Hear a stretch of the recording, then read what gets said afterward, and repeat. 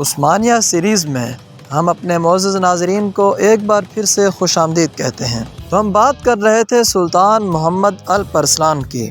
سلطان محمد الپرسلان کے وصال کے بعد آپ کا بیٹا ملک شاہ تخت نشین ہوا۔ ملک شاہ کے تخت نشین ہونے کے بعد ملک شاہ کا چچا کاورد بن جعفری، جو کہ سلطان محمد الپرسلان کا بھائی تھا اور یہ کرمان کے سلجوکیوں کا حاکم تھا، اس نے ملک شاہ کی تخت نشینی کو قبول کرنے سے انکار کر دیا اور خود تخت کا طالب ہوا۔ ہمدان کے قریب چچا اور بھتیجا میں خون ریز معرکہ ہوا، جس میں ملک شاہ کے چچا کاورد کو شکست ہوئی اور وہ میدان جنگ میں کام آیا۔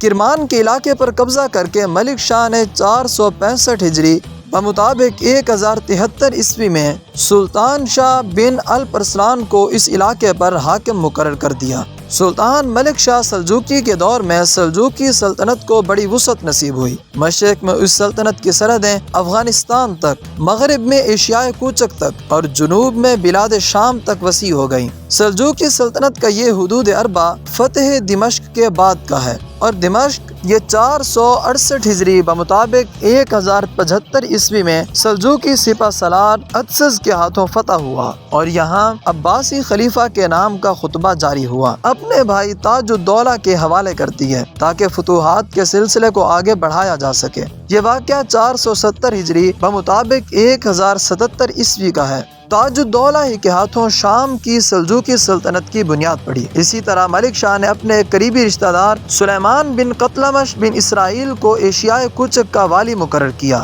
سلطان ملک شاہ دراصل جہاد کے سلسلے کو آگے بڑھانا چاہتا تھا۔ ایشیائے کوچک کے علاقے پہلے رومیوں کے زیر نگین تھے۔ 470 ہجری بمطابق 1077 عیسوی میں سلیمان ان علاقوں کا والی مقرر ہوا اور اسی کے ہاتھوں سلطنت سلاجقہ روم کی بنیاد پڑی اور یہ سلطنت سلاجقہ روم 224 سال تک قائم رہی اور ابو الفوارس قتلمش بن اسرائیل کی نسل سے 14 فرما رواؤں نے اس پر حکومت کی۔ ان میں سب سے پہلا حکمران سلیمان بن قتلمش ہے، جسے اس سلطنت کا بانی کہا جاتا ہے۔ سلیمان نے 477 ہجری بمطابق 1084 عیسوی کو انطاکیہ فتح کیا۔ 480 ہجری بمطابق 1087 عیسوی میں اس کے بیٹے داؤد نے قونیہ فتح کیا اور اسے اپنا پایہ تخت بنایا۔ قونیہ ایشیائے کوچک کا خوبصورت ترین اور امیر ترین شہر تھا۔ سلجوکیوں نے اس شہر کو بازنطینی مسیحی شہر سے سلجوقی اسلامی شہر بنا دیا۔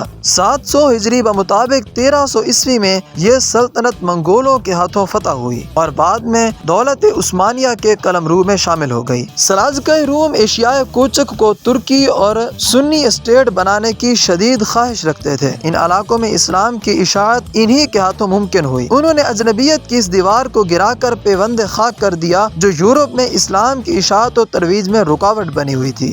ملک شاہ کے دور حکومت میں اگرچہ اس سلطنت کو کافی تقویت حاصل ہوئی، لیکن اس کے باوجود سلجوقی سپہ سالار اتسز شام اور مصر کے علاقوں کو متحد کرنے میں ناکام رہا، حالانکہ وہ اس سے پہلے مصر کے اندر عبیدی یعنی فاطمی سلطنت کو عملاً چیلنج دے چکے تھے۔ جب اتسز نے مصر پر حملہ کیا تو بڑے مصری لشکر جس کی قیادت بدر الجمالی کر رہا تھا سے پہلے اسے عربوں کے ایک چھوٹے سے لشکر نے شکست سے دوچار کر دیا۔ یہ واقعہ رجب 469 ہجری بمطابق 1076 عیسوی کا ہے۔ اتسز کی شکست کے نتیجے میں سلجوقی سلطنت پہلے سے کہیں زیادہ افتراق و انتشار کا شکار ہو گئی۔ سیاسی اختلافات سامنے آئے، خون ریز تصادم ہوئے اور بالآخر 571 ہجری بمطابق 1078 عیسوی کے ایک تصادم میں اتسز کو قتل کر دیا گیا۔ اس طرح ملک شاہ عباسی خلافت کو اپنی خاندانی سلجوقی سلطنت میں تبدیل کرنے میں کامیاب نہ ہوا، جبکہ وہ 480 ہجری بمطابق 1087 عیسوی میں اپنی بیٹی عباسی خلیفہ مقتدیٰ بامر اللہ کے نکاح میں دے چکا تھا۔ اس خاتون سے عباسی خلیفہ کا بیٹا بھی ہوا۔ ملک شاہ نے اپنی دوسری بیٹی عباسی خلیفہ المستظہر باللہ کے نکاح میں دی، لیکن خلافت اپنے نواسے کے قبضہ میں نہ دے سکا۔